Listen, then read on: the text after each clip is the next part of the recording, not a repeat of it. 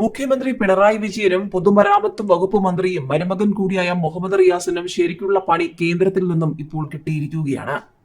സംസ്ഥാനത്തെ പൊതുമരാമത്ത് വകുപ്പിന് ഇപ്പോഴാണ് ശരിക്കും പണി കിട്ടിയിരിക്കുന്നത്.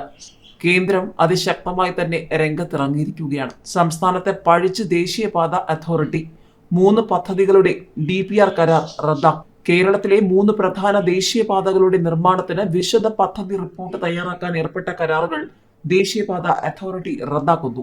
നിർമ്മാണ സാമഗ്രികളുടെ GST, കല്ലിന്റെയും മണ്ണിന്റെയും റോയൽറ്റി എന്നിവ ഒഴിവാക്കുന്നത് സംബന്ധിച്ച് സംസ്ഥാനത്തിന്റെ തീരുമാനം വൈകിക്കുന്നതാണ് കാരണം. തിരുവനന്തപുരം ഔട്ടർ റിംഗ് റോഡ് 7000 കോടി, കൊല്ലം ചെങ്കോട്ട 3500 കോടി, എറണാകുളം ബൈപ്പാസ് 1000 കോടിക്ക് മുകളിൽ എന്നീ 3 പദ്ധതികളാണ് പ്രതിസന്ധിയിലായത്.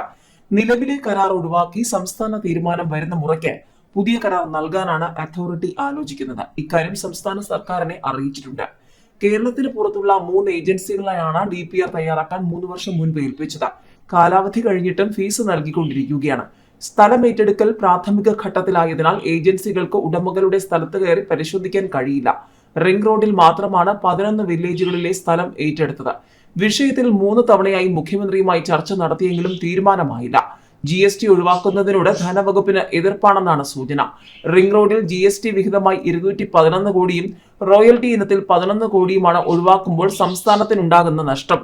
വിഹിതം ഒഴിവാക്കുമ്പോൾ കൊല്ലം ചെങ്കോട്ടയ്ക്ക് 317.5 കോടിയും എറണാകുളം ബൈപ്പാസിന് 424 കോടിയും കേരളത്തിന് നഷ്ടമാകും. സംസ്ഥാന സർക്കാർ താൽപര്യമെടുത്തു കൊണ്ടുവന്ന റിംഗ് റോഡ് സ്ഥലം ഏറ്റെടുപ്പിന് 50% തുക കേരളം വഹിക്കണമെന്നും വ്യവസ്ഥയുണ്ട്.